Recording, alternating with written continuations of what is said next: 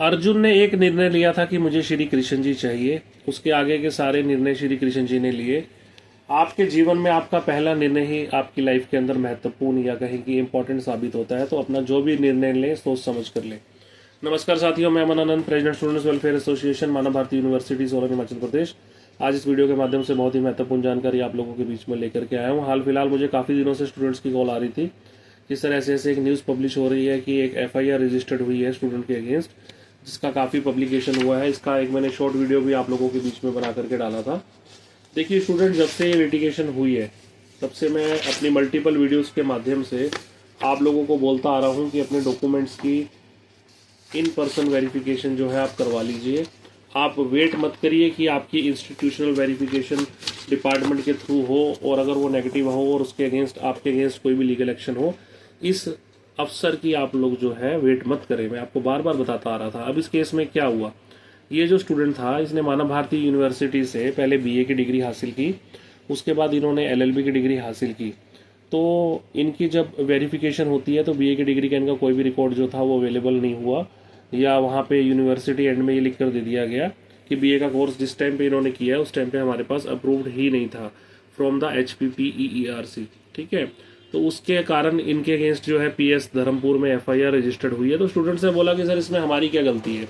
जैसे हमारा, या इस केस की अगर हम बात करें कि इनका एलएलबी का रिकॉर्ड अवेलेबल है, तो इसमें स्टूडेंट की क्या गलती है। देखिए, जो कॉन्स्पिरेसी होती है ना वो दोनों के ऊपर एप्लीकेबल होती है। हाँ, अगर आपने डिग्री ली है, या यूँ कहें कि बनवाई है, या यूँ कहें कि आपका रिकॉर्ड अवेलेबल नहीं है, और अगर आपने उस डिग्री का बेनिफिट ले लिया है, तो कहीं ना कहीं आपने जो है एक क्राइम कर दिया है। ऐसे मल्टीपल एफआईआर रजिस्टर्ड हुई है। हाल फिलहाल मैंने लास्ट टाइम आपको बताया था कि एक अम्बाला में एफआईआर रजिस्टर्ड हुई थी। उसके अलावा पूना के अंदर 3 एफआईआर रजिस्टर्ड हुई थी। 2-3 एफआईआर ये धर्मपुर में रजिस्टर्ड हुई है। एक एफआईआर मुझे हाल फिलहाल पता लगा है कि JNK में भी रजिस्टर्ड हुई है। तो अगर आप फेक डिग्री के यूज़ करके या फेक डिग्री को हासिल करके उसका यूज़ कर लेते हैं, यूज़ इन द सेंस कि आप उसको कहीं पे उसके द्वारा कोई जॉब कर लेते हैं, या कहने का मतलब उसका बेनिफिट ले लेते हैं, तो आपने जो है वो क्राइम कर दिया। तो अगर डिपार्टमेंट चाहे तो आपके अगेंस्ट एफआईआर भी रजिस्टर्ड करवा सकता है। टर्मिनेशन तो होती होती है, जैसे इस केस में इसका लाइसेंस तो सस्पेंड होना ही होना है। चलो उस तरफ नहीं जाते, अब हम चलते हैं फेवरेबल बात की तरफ कि नेगेटिविटी तो हर कोई फैला देता है कि ऐसा हो रहा है वैसा हो रहा है। हमें नेगेटिव बातों की तरफ ध्यान नहीं देना, और लाइफ के अंदर हमेशा उन बातों की ओर ध्यान देना है, उन बातों को कंसंट्रेट करना है कि जो आपसे लिंकअप हो, जो आपको इफेक्ट करती हो। ठीक है, अब इस केस के अंदर अगर हम बात करें तो, या अगर हम यूँ बात करें कि 2009 से 13 तक की हम बात करते हैं, तो इनकी जो यूनिवर्सिटी की जो कंडीशन है, कंडीशन नंबर जो है, ये कंडीशन नंबर 2 है, whether the course is approved by HPPERC। अब ये हर बार ये लिख देते हैं कि HPPERC से ये कोर्स अप्रूव्ड है, बट अगर 9 से 13 की बात करें तो 9 से 12-13 में तो रेगुलेटरी कमीशन जो था वो एस्टेब्लिश ही नहीं हुआ था। तो आप कैसे कह देंगे कि इनका कोर्स जो था वो अप्रूव्ड नहीं था, या इस बच्चे का BA का कोर्स अप्रूव्ड नहीं है। ठीक है, जबकि जो इनकी एकेडमिक काउंसिल की जो फर्स्ट मीटिंग हुई थी, मैं आपको दिखा देता हूँ। जो फर्स्ट मीटिंग हुई थी 12/11/2009 को, उसके अंदर ये उसका ऑफिशियल लेटर है। फर्स्ट एकेडमिक काउंसिल की जो मीटिंग हुई थी उसके अंदर इन्होंने क्लियर कट बोला हुआ है कि हम तो BA का कोर्स करवाएंगे, सीरियल नंबर 35 पे मेंशन्ड है। ठीक है, तो एक तरफ तो अगर यूनिवर्सिटी ने ये लेटर दिखा के किसी स्टूडेंट को एडमिशन दे दी कि हमारे पास ये कोर्सेज अप्रूव्ड है और हम UGC से अप्रूव्ड यूनिवर्सिटी है, दूसरी तरफ 2020 में रेड कंडक्ट होने के बाद ये कंडीशन लगा के बोलते हैं कि whether the course is approved by HPPERC। तो HPPERC कोर्स को कैसे अप्रूव कर देगी जब वो स्टेब्लिश ही नहीं हुई थी उस टाइम पे 2009, 10, 11, 12 के अंदर। आई थिंक 11-12 तक तो स्टेब्लिश नहीं थी, 12-13 में इनकी वर्किंग जो थी वो स्टार्ट हुई थी। इन्होंने ऑफिशियली लेटर भी लिख के दे रखा है और लेटर्स की कॉपी भी हमारे पास अवेलेबल है। तो ये कहीं ना कहीं डिस्क्रिमिनेशन क्रिएट होती है कि एक तरफ तो HPPERC अप्रूव्ड ही नहीं थी, या कहने का मतलब है कि HPPERC जो थी वो एस्टेब्लिश नहीं थी और उन्होंने कोर्सेज को अप्रूव नहीं किया था।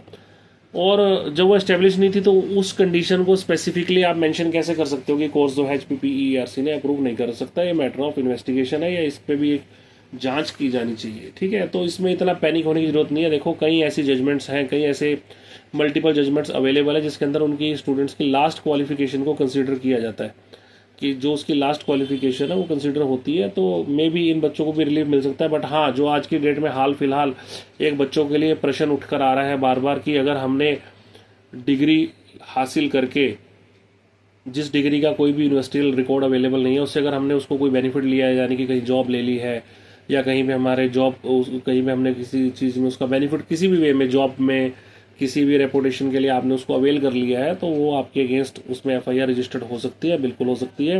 क्योंकि ये इस केस में यूनिवर्सिटी ही मना कर रही है कि इस बच्चे का रिकॉर्ड हमारे पास अवेलेबल नहीं है और ये बच्चा कभी हमारे पास एनरोल्ड नहीं हुआ था। बट जो सपोर्टिंग डॉक्यूमेंट्स हैं वो उसको आपको सेव करेंगे, एफआईआर उसमें क्वैश भी हो जाएगी। एफआईआर का मतलब ये नहीं होता कि आप एक्यूज बन जाते हो। एफआईआर का मतलब होता है फर्स्ट इन्फॉर्मेशन रिपोर्ट, कि आपके अगेंस्ट जो है ये रिपोर्ट हमें जो है वो रिसीव हुई है और उसमें हमने ये जो है एफआईआर रजिस्टर्ड करी है। तो उसकी जो प्राथमिक जांच होती है, इन्वेस्टिगेशन आईओ जो होता है, आईओ जो होता है इन्वेस्टिगेशन ऑफिसर, वो अपॉइंट होकर जो अपनी रिपोर्ट सबमिट करता है उसमें बताता है कि इसका कसूर है या नहीं है, ये डिग्री कहाँ से बनी है, कैसे बनी, वो मैटर ऑफ इन्वेस्टिगेशन होता है। तो इसमें पैनिक होने की जरूरत नहीं है और ज़्यादा इन न्यूज़ों को आप लोग फोर्सफुली या पेनफुली मत लिया कीजिए जो आपसे रिलेट नहीं होती। अब अगर इसमें एफआईआर दर्ज हुई है तो आपसे उसमें क्या प्रॉब्लम है? आपके अगेंस्ट तो कोई एफआईआर नहीं दर्ज हुई ना। मैं मल्टीपल टाइम्स आप लोगों को बोलता आ रहा हूँ कि अपनी वेरिफिकेशन करवाओ, वेरिफिकेशन करवाओ। वेरिफिकेशन में अगर आपकी वेरिफिकेशन नेगेटिव होती है तो उसका भी सोल्यूशन है, हम मैटर को हाई कोर्ट में या सिविल कोर्ट्स में ले जाकर आपको रिलीफ दिलवा देंगे। बट आप लोगों ने करना तो कुछ है नहीं। डिपार्टमेंट वेरिफिकेशन कराएगा या कंप्लेंट केस के ऊपर कोई वेरिफिकेशन के लिए अगर कंप्लेंट आ जाती है, ठीक है, और फिर अगर लिटिगेशन बढ़ जाती है तो आप लोगों को दिक्कत होती है, ठीक है। तो देखो डिसीजन आपका है। बाकी एक और मैटर मैं आप लोगों के बीच में लेकर के आया हूँ। जैसे अब एक ये केस मेरे पास आया, ये स्टूडेंट था। स्टूडेंट को देखो, हम चाहते थे या हमारी हमेशा से ये सोच रही थी कि यूनिवर्सिटी स्टूडेंट्स की फेवर करे, यूनिवर्सिटी जो है स्टूडेंट्स को मिसलीड ना करे, उनका टाइम वेस्ट ना करे। अब ये एक मेरे पास केस आया J&K से। स्टूडेंट को बोला गया कि आप अपनी वेरिफिकेशन आप आकर करवाइए, हम आपके डॉक्यूमेंट्स को इशू कर देंगे। स्टूडेंट्स यूनिवर्सिटी में जाता है तो स्टूडेंट को बोला जाता है कि ठीक है, आप 6 के 6 पैरामीटर्स को तो फुलफिल करते हो, आपकी जो है फीस पेंडिंग है, 1,01,000 रुपये अपनी फीस आप डिपॉजिट करवाइए, हम आपको डॉक्यूमेंट्स इशू कर देंगे। ये 1,01,000 रुपये की फीस उससे जो है जमा करवा ली गई, ये एश्योरेंस देके कि हम आपको डॉक्यूमेंट्स इशू कर देंगे। फीस डिपॉजिट करने के बाद जैसे स्टूडेंट ने बताया कि मुझे 2 दिन बोला कि आप 2 दिन वेट करो, हम आपके डॉक्यूमेंट्स दे देंगे। 2 दिन बाद इनको ये जवाब दे दिया गया कि ठीक है, आप पैरामीटर्स तो सारे के सारे फुलफिल करते हो, बट जो है आपका रिजल्ट जो है वो मिसमैच है, इसलिए हम आपको डॉक्यूमेंट इशू नहीं कर सकते। बताइए, आपने जब उससे 1,01,000 रुपये फीस जमा करवा ली, 5,000 रुपये आई थिंक वेरिफिकेशन के भी ले लिए होंगे, क्योंकि वेरिफिकेशन फीस के बिना आप लोग वेरिफिकेशन नहीं करते हो।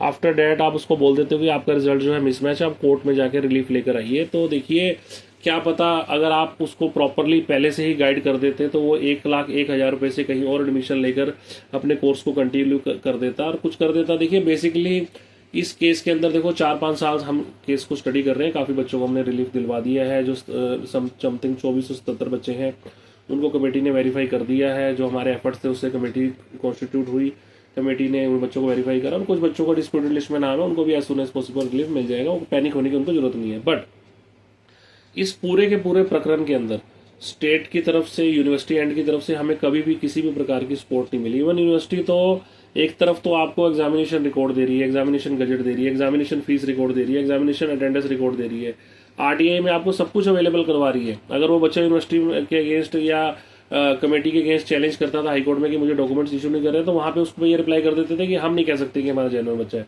एक तरफ तो आरटीआई में उसको सारे डॉक्यूमेंट्स भी प्रोवाइड करवा रहे हो, इट मीन्स कि वो आपका स्टूडेंट है, और हाई कोर्ट में अपना रिप्लाई सबमिट करोगे हम नहीं कह सकते कि हमारा बच्चा ये जो है जेन्युइन है। तो कहाँ से आप स्टूडेंट्स की फेवर करोगे?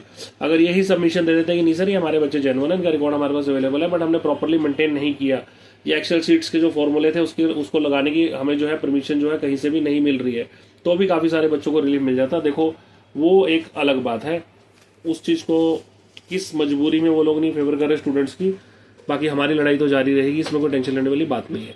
अच्छा, दूसरा, हाल फिलहाल मुझे बच्चे कॉल कर रहे थे कि सर ऐसी जो जजमेंट्स हैं कि यूनिवर्सिटी ने एक बार अगर आपको वेरीफाई कर दिया और बाद में आपको वेरीफाई नहीं करा तो उसमें हमें बच्चों को रिलीफ मिला है। देखो वो कंडीशनल, मैंने वो केसेस को पहले ही ऑलरेडी रिसर्च किया हुआ है। वो जो केसेस थे Punjab and Haryana high court के, हमारे माननीय जो केस थे वो honourable Punjab and Haryana high court के, उन केसेस के अंदर ये हुआ था कि यूनिवर्सिटी को पार्टी बनाया गया था, बट यूनिवर्सिटी जो थी वो उसके अंदर एक्स पार्टी हो गई थी, वो कभी प्रेजेंट ही नहीं हुई।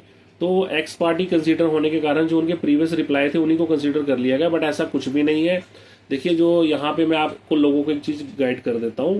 देखो, जो प्रॉपर गाइडेंस होती है तो प्रॉपर केस को ले जाने में ही जो है आपको रिलीफ मिलता है। अब कोई आपको बोल दे कि आपको प्रीवियसली वेरीफाई किया हुआ है तो आपको रिलीफ मिल जाएगा, ऐसा कुछ भी नहीं है। देखिए, सबसे मेन बात कि स्टेट के अकॉर्डिंगली यूनिवर्सिटी के अगेंस्ट ही स्कैम के चार्जेस हैं। स्टेट के अकॉर्डिंगली यूनिवर्सिटी के ऊपर ही चार्जेस है कि उसने फेक डिग्रीज बांटी, स्टेट के अकॉर्डिंगली यूनिवर्सिटी के अगेंस्ट ही चार्जेस है कि उन्होंने फेक वेरिफिकेशंस भी की। तो अगर कोई आपको ऐसा भरोसा दिलाता है या ऐसी कोई इन्फॉर्मेशन देता है कि अगर आपको यूनिवर्सिटी ने प्रीवियसली वेरीफाई किया हुआ है तो वो कंसिडरेबल होगा, ऐसा कुछ भी नहीं है।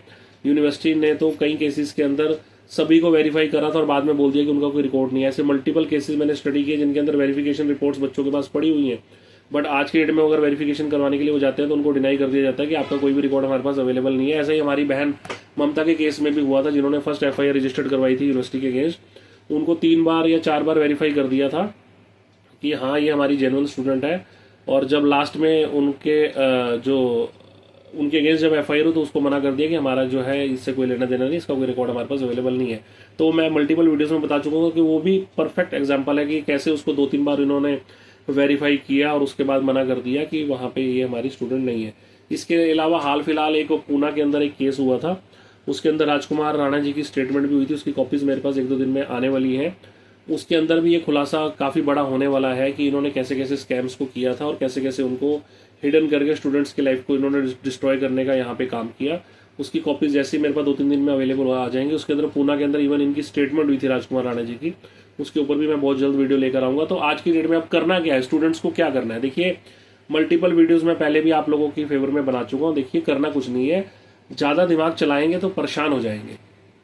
कुछ नहीं करना, as per the directions given by the honourable high court of Himachal Pradesh आप लोग एसएलपी फाइल कर सकते हैं, आप लोग सिविल सूट्स को फाइल कर सकते हैं। ऑलरेडी सिविल सूट्स की फाइलिंग का काम जो है वो स्टार्ट हो चुका है। देखिए करना तो पड़ेगा ही, अगर सूट फॉर डैमेजेस क्लेम करना है तो भी सिविल सूट फाइल करके आपको अपनी जेन्युइननेस प्रूफ करनी पड़ेगी। डिग्री चाहिए तो भी आपको सिविल सूट फाइल करना पड़ेगा। अपने एक्सपीरियंस को बचाना है तो भी सिविल सूट फाइल करना पड़ेगा। तो देखिए इसके अलावा कोई आपके पास ऑप्शन अवेलेबल नहीं है। या तो आप अपना 10-15 साल का जो एक्सपीरियंस है उसको जीरो कर दीजिए, या तो जो आपने क्वालिफिकेशन गेन करी है उसको आप भूल जाइए, या अगर आप रिलीफ लेना चाहते हो तो देखो डेफिनेटली रिलीफ मिलेगा। मैं मल्टीपल टाइम्स आपको बोल चुका हूँ कि किसी भी स्टेट ने, किसी भी कमेटी ने या किसी भी हमारे honourable high court of Himachal Pradesh ने कहीं पर भी ये नहीं लिखा कि जो स्टूडेंट्स हमारे पास एज ए पिटिशनर या एप्लीकेंट आए हैं या जो लोग वेरिफिकेशन के लिए हमारे पास अप्रोच कर रहे हैं वो जो है फेक स्टूडेंट्स हैं या नॉन जेन्युइन स्टूडेंट्स हैं।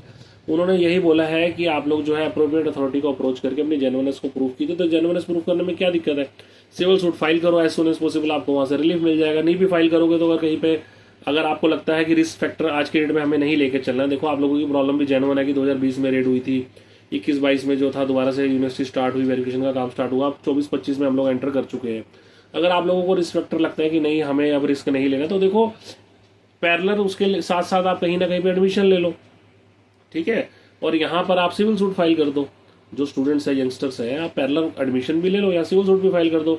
सिविल सूट में तो क्या है, 2-3 महीने में एक डेट लगा करेगी, आपकी अपीयरेंस जो है वहाँ अगर आगे आ सको तो आ जाओ, नहीं तो एग्जाम्पशन लग जाएगी। वहाँ पे आपकी सिविल प्रोसीडिंग्स चलती रहेगी, एज सुन एज पॉसिबल उसमें भी रिलीफ मिल जाएगा। अगर आपका टाइम लगता है कि टाइम टेकन हो रहा है तो अदर सोर्सेज में जहाँ भी आप एडमिशन लोगे या किसी भी इंस्टीट्यूशन में आप एडमिशन लोगे तो वहाँ पे आपका कोर्स जो है वो कंटिन्यू होता रहेगा। क्या पता यहाँ पे रिलीफ मिल जाए और वहाँ से आपका कोर्स भी कंप्लीट हो जाए, तो यहाँ से रिलीफ मिलने के बाद आप सूट फॉर डैमेजेस भी क्लेम कर सकते हो कि आपकी लाइफ के जो प्रीशियस 5 से 10 साल इन्होंने खराब किए हैं उसके लिए आप इनके अगेंस्ट जो है 1 करोड़, 2 करोड़, 3 करोड़, 5 करोड़, 10 करोड़ जैसी भी आपकी एप्लीकेबिलिटी बनती है उसके अकॉर्डिंगली आप लोग जो है सूट फॉर डैमेजेस भी फाइल कर सकते हो। तभी तो इनके सारे के सारे एसेट्स को सीज करके रखा हुआ है सरकार ने, यूनिवर्सिटी सीज करके रखी हुई है, इसलिए तो करी हुई है कि इन फ्यूचर जब सूट फॉर डैमेजेस क्लेम होंगे तो उनका क्लेम कहाँ से पास करेंगे, कहाँ से उनको क्लेम देंगे। जो ईडी ने इनकी जो प्रॉपर्टी सीज की है वो इसीलिए तो की हुई है कि जब सूट फॉर डैमेजेस फाइल होंगे, स्टूडेंट्स अपना क्लेम करेंगे तो उनको डैमेजेस क्लेम करेंगे तो उनको फंड्स तो चाहिए होंगे, तो यहीं से फंड्स जनरेट होंगे। तो सिविल सूट्स तो देखो मैंडेटरी है, फाइल करना ही चाहिए। देखो अपनी लाइफ के अंदर कुछ भी करो, अपनी लाइफ में कुछ भी step low, that is a different thing. मैंने स्टार्टिंग में बोला था कि अर्जुन ने एक डिसीजन लिया था कि मुझे कृष्ण जी ही चाहिए, मुझे पूरी की पूरी सेना नहीं चाहिए, और कृष्ण जी ने उसको जिता दिया था। तो जब मैं आपको बार बार कह रहा हूँ कि सिविल सूट फाइल करो, इट मीन्स कि आप लोग सिविल सूट फाइल करो। इन फ्यूचर आप पैरेलल साथ साथ कहीं पे क्वालिफिकेशन भी गेन करो, अपना पैरेलल कहीं पे कोर्स स्टार्ट कर दो। अगर आपको फर्दर 2-3 साल में सपोज करो आपका कोर्स कंप्लीट होता है एंड आफ्टर कंप्लीशन यहाँ से भी रिलीफ मिल जाता है, तो यहाँ से आप डिग्री चाहे लो या ना लो, जो आपका टाइम वेस्ट हुआ उसके लिए आप सूट फॉर डैमेजेस जरूर क्लेम कर सकते हो। वो हर किसी का क्लेम अच्छा खासा बनेगा, ये मेरी बात आप सुन लो, क्योंकि किसी की लाइफ के 10 साल, किसी के 5 साल प्रीशियस लाइफ के जो टाइम था वो खत्म हो गया। क्योंकि हर एक चीज़ में आज की डेट में गवर्नमेंट सेक्टर में कहीं भी अप्लाई करने के लिए एक एज फैक्टर होता है, तो एज फैक्टर यूनिवर्सिटी की नेग्लिजेंसी के थ्रू या क्यों कहेंगे गवर्निंग अथॉरिटीज़ की नेग्लिजेंसी के थ्रू बच्चों का निकल चुका है मैक्सिमम। तो वो आप लोग जो है अवेल जरूर करें, मेरी आपसे बार बार हाथ जोड़कर रिक्वेस्ट है। और बाकी इस टाइप की पब्लिकेशंस के ऊपर जो आपको इफेक्ट ना करती हो उसमें जाने की जरूरत नहीं है। देखो अगर किसी ने FIR रजिस्टर्ड करवाई है तो उसका केस है, उसको प्रूव करना, बंडल ऑफ प्रूफ उसके ऊपर होगा, ठीक है। जो बर्डन ऑफ रिलैक्सेशन होगी वो डिफेंडेंट के ऊपर होगी कि वो जो है अपने आप को रिलैक्स कैसे करवाता है। बाकी यहाँ पे मेरे हिसाब से स्टूडेंट की कोई भी गलती नहीं, क्योंकि अगर उसकी बेसिक कोर्स LLB का उसका रिकॉर्ड अवेलेबल है तो BA का रिकॉर्ड अगर अवेलेबल था तो ही उसको LLB में एडमिशन दी गई, और सेम यूनिवर्सिटी से उसके दोनों कोर्सेज हैं, तो इसमें उसका मेरे हिसाब से कुछ नहीं होना चाहिए, ठीक है। बाकी देखो मैटर ऑफ इन्वेस्टिगेशन IU साहब क्या इसमें अपनी रिपोर्ट सबमिट करेंगे, वो बात की बातें हैं। तो ये चीज़ आपको इफेक्ट नहीं करती तो उसको पेन होने की जरूरत नहीं है। और जैसे आपको मिसलीड इन्फॉर्मेशन दी जाती हैं, मुझे फिर स्टूडेंट कॉल करते हैं परेशान होकर के कि सर ऐसे ऐसे हमें किसी सोर्सेज से पता लगा है, यूनिवर्सिटी ने ऑलरेडी अगर वेरीफाई कर रखा है तो हम जेन्युइन है। देखो ऐसा कुछ भी नहीं है, यूनिवर्सिटी ने जिनको डिग्रीज दी थी सभी को इन्होंने वेरीफाई भी कर दिया था। मैटर इज दिस कि आपका जो है अंडर द सीट्स आपका कोर्स अप्रूव होना चाहिए, अंडर द सीट्स आपका एडमिशन होना चाहिए, आपका ग्रीन शीट और डिस्क्लोजर लिस्ट में नाम होना चाहिए अकॉर्डिंग टू पैरामीटर्स। जो पैरामीटर्स को फुलफिल करते हैं वही बच्चे आज के डेट में जेन्युइन है। बाकी को सबको डिस्प्यूटेड लिस्ट में बोला गया है, किसी को ये नहीं बोला गया कि आप फेक हो, बट डिस्प्यूटेड लिस्ट में सबको डाला गया है ताकि वो अपनी जेन्युइननेस को सिविल कोर्ट्स के अंदर या ट्रायल कोर्ट्स के अंदर प्रूव करके रिलैक्सेशन ले सके। तो इसमें पैनिक होने की जरूरत नहीं है। और जब भी जितनी भी ये न्यूज़ सर्कुलेट होती हैं उन पे हर देखो, इनको हम बेसिकली TRPL न्यूज़ कहते हैं या पब्लिकेशंस कहते हैं, इन पे आपको पैनिक होने की जरूरत नहीं है। जिस पे FIR रजिस्टर्ड हुई वो जाने, जिसने करवाई वो जाने, आपका क्या मतलब है, आपके अगेंस्ट तो नहीं हुई। हाँ, इन फ्यूचर बच्चे कहते हैं कि सर हमारे अगेंस्ट हो सकती है, देखो बिल्कुल हो सकती है। आज आपने अपनी डिग्री का बेनिफिट लेके कहीं पर जॉब ली हुई है और कोई आपकी कंप्लेंट कर दे, डिपार्टमेंटल वेरिफिकेशन में आपकी वेरिफिकेशन नेगेटिव आ जाए, इंस्टीट्यूशनल वेरिफिकेशन के अंदर आपकी वेरिफिकेशन नेगेटिव आ जाए, तो बिल्कुल आपके अगेंस्ट फॉर्जरी के लिए FIR रजिस्टर्ड हो सकती है। आपने जो है क्राइम जो है वो कर दिया है, इसमें कोई दो राय नहीं है। तभी ये प्रीलिमिनरी इन्वेस्टिगेशंस के बाद FIR भी रजिस्टर्ड हो रही है। तो अभी भी आप लोग समझ जाइए। जिन्होंने डिग्री को यूज कर रखा है वो तो बिल्कुल परफेक्टली समझ जाइए कि सिविल सूट अपना फाइल कर दीजिए, ताकि अगर कोई आपकी डिपार्टमेंटल इंक्वायरी होती है और आपकी कोई वेरिफिकेशन जाती है और उसमें आपके अगेंस्ट कोई लिटिगेशन क्रिएट करते हैं तो आप ये तो बोल सकोगे कि मेरा मैटर सब जुडिशलाइज्ड है और मैं अपनी जेन्युइननेस प्रूफ करने के लिए in the court of law गया हुआ हूँ। तो जब तक वहाँ से फाइनल डिसीजन नहीं आता तो मेरे अगेंस्ट कोई भी जो है लिटिगेशन या FIR रजिस्टर्ड ना की जाए, ठीक है। तो बाकी जिन बच्चों को भी अपनी वेरिफिकेशन करवानी हो या कोर्ट केस से रिलेटेड कोई भी उनकी क्वेरी हो, मुझे 929 कॉल कर सकते हैं, मैं अपना नंबर डिस्क्रिप्शन में दे दूंगा। बाकी इस केसेस में घबराने की जरूरत नहीं है। अगर आपका मैटर सब जुडिशलाइज्ड है तो अगर आप कोर्ट ऑफ लॉ में पहले जा चुके हो तो वो प्रूवमेंट के ऊपर होता है। आपका केस जब तक पेंडिंग रहेगा तब तक आपके अगेंस्ट कोई भी एक्शन नहीं होगा। और मेरे हिसाब से एज सुन एज पॉसिबल सभी को सिविल सूट जो है फाइल कर देने चाहिए। और जिन्होंने डिग्रीज को कहीं ना कहीं यूज़ कर रखा है और वो कह रहे हैं कि हमारे ऑलरेडी डिपार्टमेंट भी हमारा वेरीफाई करा चुका है, हमें यूनिवर्सिटी में वेरीफाई कर चुकी है, तो देखो सबको वेरिफिकेशन कराने की जरूरत है। वक्त का कुछ नहीं पता होता, 6 महीने बाद ऑडिट की टीम आगे बोले रीवेरिफिकेशन कराओ, या कोई डिपार्टमेंट में आपका जो को एम्प्लॉई है या कोई भी आपका रिलेटिव है, कोई भी आपका फ्रेंड है, कंप्लेंट कर देता है, अगर रीवेरिफिकेशन होती है और नेगेटिव होती है तो आपके अगेंस्ट भी लीगल एक्शन लिया जा सकता है। फिलहाल अभी इस वीडियो के लिए इतना ही। जो हमारा सिविल सूट्स का जो फाइलिंग का प्रोसेस था वो स्टार्ट हो चुका है, SLP हमारी फाइलिंग स्टार्ट हो चुकी है, ठीक है। नंबर ऑफ केसेस हमने फाइल कर दिए हैं। तो जिन बच्चों को भी अपने डॉक्यूमेंट से रिलेटेड कोई भी डाउट है कि हमारे डॉक्यूमेंट जेन्युइन है या फेक है, वो अपनी इन पर्सन वेरिफिकेशन करवा लें। इन पर्सन वेरिफिकेशन में अगर उनका नेगेटिव रिप्लाई आता है तो उसके लिए आप लोग जो है एप्रोप्रिएट अथॉरिटी को अप्रोच करके अपनी जेन्युइननेस को प्रूव करें। यही आपके लिए परफेक्ट सजेशन है। बिल्कुल भी नेग्लिजेंसी मत दिखाएं, बिल्कुल भी ये सोचकर मत बैठिए कि हमारा सब कुछ हो चुका है, सब कुछ ठीक है। कभी भी कुछ भी हो सकता है। ये व्यक्ति विशेष जो ये स्टूडेंट है ये भी 5 साल से प्रैक्टिस कर रहा था। 5 साल पहले इसने जो था अपने आप को माननीय Punjab and Haryana bar council के अंदर एनरोल्ड करवा लिया था। अब 5 साल बाद इस पर FIR रजिस्टर्ड हो गई है। अगर ये प्रूफ नहीं कर पाया, देखो इसकी जो लाइसेंस इसने लिया था वो तो इसका कैंसिल होना ही होना है अगर ये प्रूफ ना कर पाया, और इसको सजा भी हो सकती है। तो इन टाइप की लिटिगेशन से बचे। बाकी इसकी भी हम पूरी से पूरी कोशिश करेंगे कि इसको बचाया जाए। स्पोर्टिंग डॉक्यूमेंट हम इसको अवेल करवाने की कोशिश करेंगे। तो जो न्यूज़ आपसे रिलेट ना हो उसको आप लोग उसको सुनकर देखकर पैनिक ना हो। और मेरी आपको ये सजेशन है कि प्रॉपर जो डिफाइन करके विद डॉक्यूमेंट्री एविडेंस आपको जो पब्लिकेशन हो उसी पर रिलीव किया कीजिए। खाली अपने व्यूज़ बढ़ाने के लिए या TRP बढ़ाने के लिए कोई वीडियो बना दे या पब्लिकेशन हो जाए तो उसको प्रॉपर वे में आप लोग मत लिया कीजिए, यही मेरी सजेशन है। और बाकी जो राजकुमार राणा जी ने पूना के अंदर अपनी स्टेटमेंट्स दी थी उसकी कॉपीज विद ट्रांसलेटेड कॉपीज मेरे पास एज सुन एज पॉसिबल आ जाएंगी। उसके लिए भी मैं एक अलग से वीडियो बनाऊंगा। बाकी मेरा सजेशन ये है कि सिविल सूट्स को फाइल कीजिए। डेफिनेटली आप लोग अपनी वहाँ जेन्युइननेस प्रूफ कर देंगे और आप लोगों को डेफिनेटली रिलीफ मिलेगा। बिल्कुल भी पैनिक होने की जरूरत नहीं है। Thank you.